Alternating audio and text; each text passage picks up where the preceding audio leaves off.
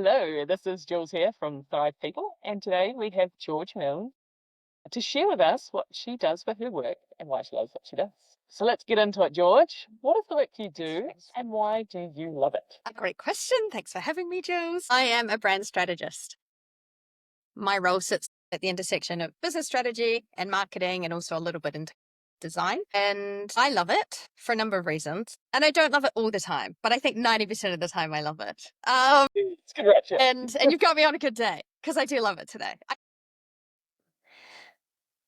The essence of what I do as a brand strategist is solving business problems. So it requires a lot of kind of analytical thinking, a lot of research, a lot of strategic question asking. You get to go really deep into organizations, meet and speak to really influential people who are shaping either their own business or really large scale organizations. There's a lot of analytical thought that it takes to map out the information that you need, understand the commercial decisions that they're facing, opportunities, threats, all of that. But then often the actual output of what I do, there's a lot of creative leaps that you need to take once you have that information in front of you.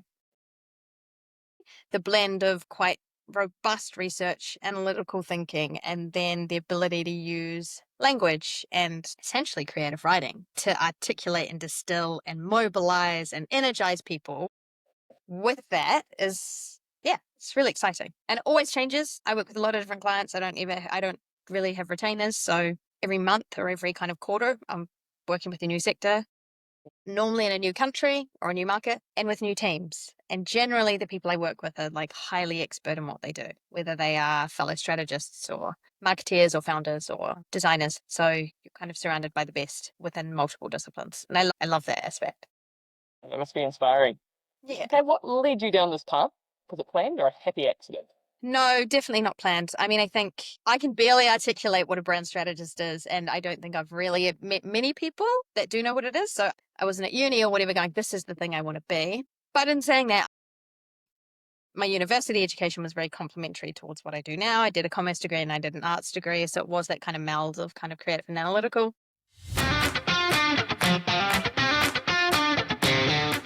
I worked in really big design businesses where I was sort of heading up global strategy as a marketeer. And then the more senior I got, I saw what the strategists in the companies I worked for were doing for clients. And I was given an opportunity to kind of say, right, do you want to head up the marketing for our company, but also support our clients? The more I did it, the more I just loved the exposure to new people and new ideas and new projects all the time. So I started doing that in a focused way in London and Australia. And then we moved to Tauranga, New Zealand, Aotearoa, just post-COVID. And I pretty quickly realized there weren't senior marketing roles that I wanted in this market. So it gave me the opportunity or the motivation to set up my own brand strategy consultancy. I wouldn't have done it, I don't think, if I was in an existing market where I could have got a job. But I think it's been the best thing for me. Good little push. Yeah. Okay, what's something about your work that would surprise most people? Yeah. I don't know, but I think the fact that I am based here in this little kind of beachside community, none of my clients are local or even national. They're all international, 90% of the time. At the moment, that means there's a big Swiss NGO, massive established Fortune 500 tech business based in Silicon Valley, and a smaller Australian scale-up business, and often I will never meet my clients face to face, despite having these really involved, nitty gritty, strategic conversations that can be really emotionally challenging as well as intellectually challenging. And you form these incredible bonds, but I've never met them and I probably never will. But you can do really great work whilst living in this tiny community. I think it's another thing I love, but it's also quite surprising because in New Zealand, a lot of people still think that you need to have bums on seats in a corporate environment Yeah. to do good work. And to do intimate work as well. I mean, Exactly. how does your work environment help you to thrive? I think there is huge benefit, the fact that I have a family. And so working from home enables a balance that I am forever grateful for. It feels incredibly stress-free living in a community of this size. And it is a community. I know lots of people, women who lead creative businesses that have become a community around me. And I think it affords the ability to juggle things, which you just have to do if you are working and have your own business and have a family. Yeah, and saying that, I'm looking to get a co-working space later this year because for pros as there are also some cons, What advice would you give to someone who wants to get into the work that you do and they love it too?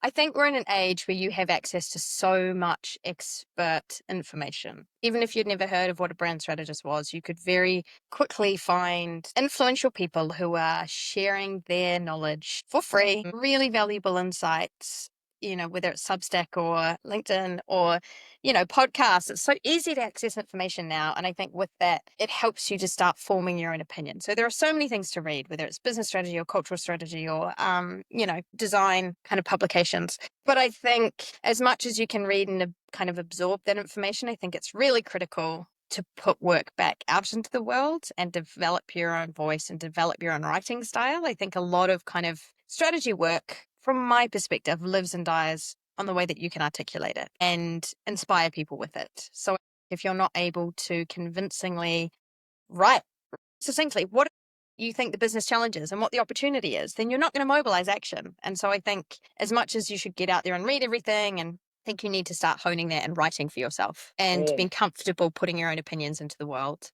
and being comfortable. And this is something I still struggle with, but your opinions will change because you're always learning and you can put it out there and you can change your mind. And that's kind of okay as well, because it's all part of the process. Marketing science evolves and so does business strategy and best practice, and AI is changing it all anyway. So yeah, I think it's like reading a lot and then getting comfortable with sharing your thoughts and opinions and practicing writing, I would say. Oh, awesome. One bonus question for you. If anyone listening wants to find you, where would they go to engage with you? LinkedIn, my favorite social network. Yeah, I don't even know. I guess it's Georgina Milne on LinkedIn. Thank you very much for giving your time and sharing your insights about your job and why you love what you do. And look forward to the next one. Thanks, Jules. Look forward to seeing them.